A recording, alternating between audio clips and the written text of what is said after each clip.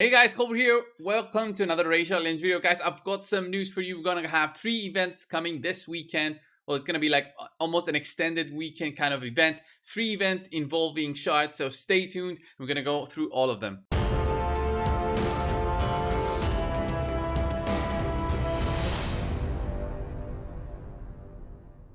So guys, you heard right. We're gonna have 3 kind of events coming this extended weekend. So I'm saying extended because the 2x on voids will be starting out from Thursday. It's gonna go for 4 days, so all the way until the end of Sunday. Will basically almost beginning of Monday, at least for my time zones. So the 2x on voids, you guys know it, is gonna be 16% chance to pick up an epic and 1% chance for a legendary. So that's not the only thing that we're going to have for this 2x on voids. We're going to have a 10x during that 2x for some specific legendaries, epics, and rare champions. So I think that's the first time we've got a like for voids, a combination of all that. It's going to be Shadowkins, and basically all the voids that Shadowkins have are going to be available through that 10x during the 2x.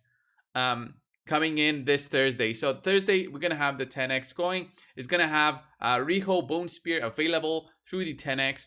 So we're going to have 1% to pick up a legendary, then 10x that chance only for Thursday to pick up Riho. So that's going to be cool. Riho does have some unique abilities, which would be fun for me to pick up. Although I will be saving up my voids basically to open up after this. I don't need any of the Shadowkin champions. Personally, myself, I do have Yoshi, and I also picked up Nobel by accident when I was pulling Sacreds last weekend. So yeah, I do have a really solid team of champions available for Shadowkin. But if you are somebody who wants to get prepared for the upcoming Shadowkin faction wars, then definitely picking up one of these champions is going to be huge for your account. So Riho Bone Spear, really cool champion, amazing visuals. She's got an A1 continuous heal on the ally with the lowest HP, and also a 7.5% continuous heal buff on all allies with 30% HP or less. This is amazing for basically healing. Her A2 is a stun, as well as an HP burn, as well as decreased defense. This is crazy. It's like all kinds of debuffs that you see right here will be applied through her A2. Then her A3 is basically a cleanse, a block debuffs, and a heal. And then also that heal is extended by how many debuffs are removed from your team. This is a 3-turn cleanse, which is fantastic for things like the Doom Tower, especially that Nether Spider, which just applies poisons all the time. So having a 3-turn cleanse plus block debuffs is huge, plus healing is huge. Well, although the block debuffs doesn't work for Nether Spider. And then her passive, when receiving any debuffs, instantly transfers them from this champion to the attacker. So this will be huge for, again, the Nether Spider. And she also has an aura there. And next up, we're going to have the 10x on Oboro and Gembo. So Oboro, another cool champion. I haven't done a showcase just yet on her, but I do have her maxed out. She's going to be one of the champions that I will be showcasing. I guess I'll do that on Thursday so that the video is ready for everyone to see her, and if it's worth it to pull on the 10x. She's got an A1 that applies a decreased defense, will attack all enemies instead if the target is under 4 more debuffs. This is quite difficult to do, 4 more debuffs. So yeah, not an easy choice to put somebody that applies lots of debuffs first and then have Oboro go with her A1. A2 attacks one enemy 2 times. The second hit has a 75% chance of transferring all debuffs from this champion to the target. Again, really cool skill with a 3-turn cooldown, goes all the way to 100%.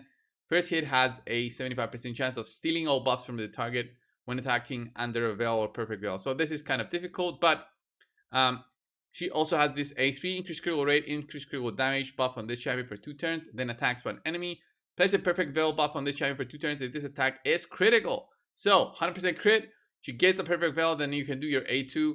Fantastic synergy of skills. Then her not A4, her passive, places a revival death buff on this champion for 3 turns whenever they receive a veil or perfect veil buff. Yeah, this is so good because you'll be getting it from this one. So she basically gets like an extra chance at life. And she also has an ally attack dungeons increase by 33%. So next up is going to be Genbo. I did feature Genbo in a video. He's a great nuker for a Void Epic champion. He's got this A3, which basically is an increase to his critical rate and critical damage. Means you build him with 70% critical rate. Does big nuke with this A2, 100% chance to reduce the duration of all buffs by 1 turn. Unresistible, so it means you don't need any accuracy for this. It just destroys all the swift parries. Fantastic nuke on this A2. Definitely worth it if you're looking for a nuker, and if you want to pull during that 10x. I'm definitely going to be considering that on my free-to-play account, but on my main account, since I do have them, yeah, it's not going to be that much of an issue. And then finally, the rare available Fanatic. Devil Hunt A1 decreased defense, and this can actually be the improved version of decreased defense. Instead, if the target is under 2 or more debuffs, is A2 is again a transferring of 2 random debuffs from this champion to the target.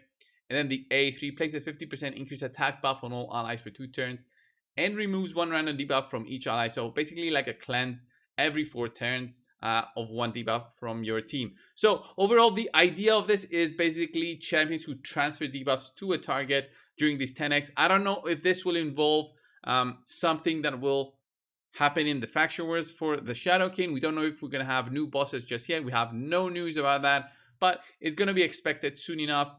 We'll get the news, and of course we'll tell you guys. And then finally, we're going to have a guaranteed champion event. A guaranteed champion event that's going to come on Sunday. So Thursday is going to be the 10x. From Thursday to Sunday, we're going to have a 2x. And then finally on Sunday, we're going to have a guaranteed champion summon. It's only going to be 15 void shards because this champion will be an epic that we'll be able to get. And actually, I don't even have this champion, so I'll be pulling all my shards on actually Sunday on the main account. I'll guarantee to get Ursula. So that's why she's called. When I first saw this, I saw Ursuga for 15 voids, and then I read that back again, and it's Ursula. I do not have this champion. She's a really cool champion, a great support epic champion for the Bannerlords.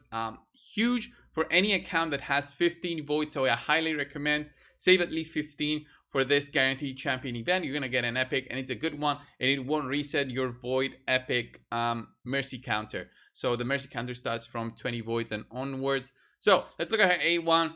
Attacks one enemy, 40% chance of decreasing the target's territory by 10%. This is good, not that bad. And then her A2 attacks all enemies, 75% chance of placing a 50% decreased attack. Places a 50% increased attack buff on all allies for 2 turns. This is great. It goes all the way to, wait, how much is that? 100%. And a 3-turn cooldown. Fantastic way to keep an attack down with such a low cooldown at 3 turns. Plus an increased attack buff on your team. Then finally, her A3, that's a revive. All dead allies with 75% HP, which is huge. Then fills the terminators by 50%. Also places 60% increased defense and a strengthened buff on all allies for 3 turns. This is a 5-turn cooldown. Much longer, but it makes sense because it basically revives them back to full health. Almost full health. Look at that, 75% HP with an increased defense buff and a strengthened. Fantastic. And then she also has an increased ally speed in Doom Tower battles by 24%. Definitely will be picking her up on my main account. Don't have that many voids, but it will be expected for us to see many packs during these 4 days for void shards.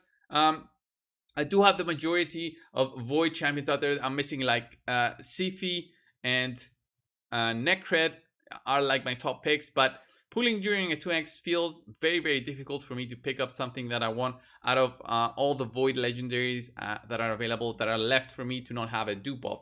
So I definitely have some void dupes already on my account. So this was the video, guys. What will you be doing this 4-day weekend, 4-day summoning event? 3 events during 4 days is going to be great. We have tons of tournaments and events going on right now that do have a reward as a void in the end. So if you can pick up some of those voids, then it means one step closer to picking up Ursula. We've got the Dragon Tournament right here.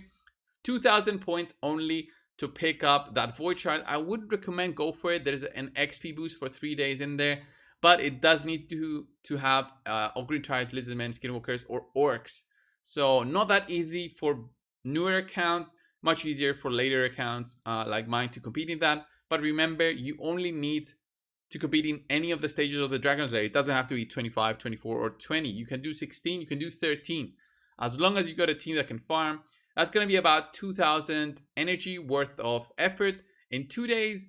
It means you'll be pulling some of your gems out of storage and using them for energy usage if you want to pick up that that void right there in the end. We've got champion training, which is way harder than it should be for a void right there. So that's 2 voids. Then the tag team has a void, but that's in the first slot right here if you happen to finish first, which is going to be very, very difficult. So that's it in terms of voids. We're going to have another Dungeon Diver starting tomorrow in about 15 hours. Did they update? Yeah, they did update it. Okay. Because I remember the void when I was looking at it before. So there's the void. So there's going to be a void here as well. So you can double dip actually from tomorrow for Dungeon Divers plus the Dragon event. Both at the same time, picking up the points and picking up the void. That's it for this video, guys. What will you be doing during this 4-day event? Leave it down in the comments below. Thank you for watching. Subscribe if you haven't already. And I'll see you guys in the next one. See ya.